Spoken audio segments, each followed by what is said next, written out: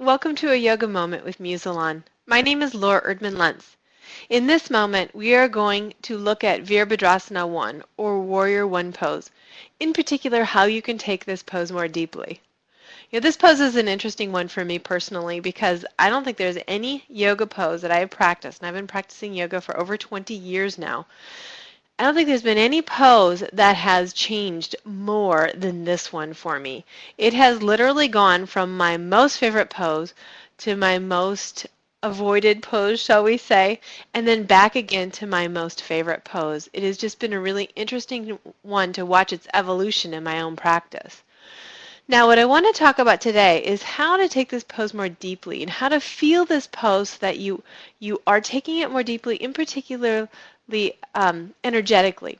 So the way it is usually taught, and this is the way that I had taught and practiced it for years, is to separate the feet, turn the feet, get the hips all the way around so they are squarely facing to the side, then bringing the arms up and moving into the pose. Now, while this is okay, I always felt, one, I couldn't go more deeply. I couldn't get much more deeply than this. If my feet were any further apart, my hips would start to open up. And I also always felt like there was a separation between my lower body and my upper body. It was like I could feel my lower body and then I reached my arms up really from the waist up. There was no connection. There was no fluidity in the pose. Now what I want to recommend you do, take your feet a little further apart, more like a warrior 2 stance. You'll turn the back foot in just a little bit, turn the front foot out a full 90 as we always do, heels aligned. Then allow your hips to be angled, shoulders squarely over the hips. And I want you to reach down through that back leg, get long through the body. We're going to make the body a really smooth unit. Then you'll bring the arms up and overhead, feel the reach. You can feel the reach all the way from that back foot, all the way up and out. Then inhaling,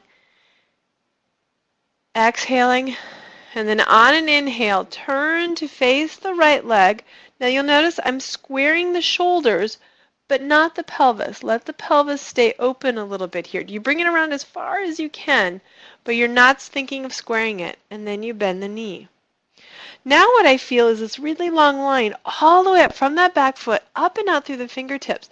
And I can really extend and feel that nice long extension. This does a couple of things. First of all, you actually get a really nice stretch in through the psoas of that back leg.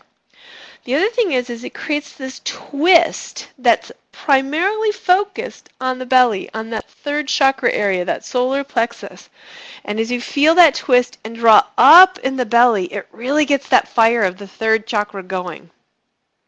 And then you come out and come to the front. I hope you enjoyed today's yoga moment.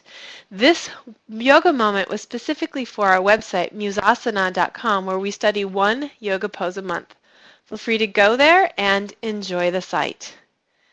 Namaste.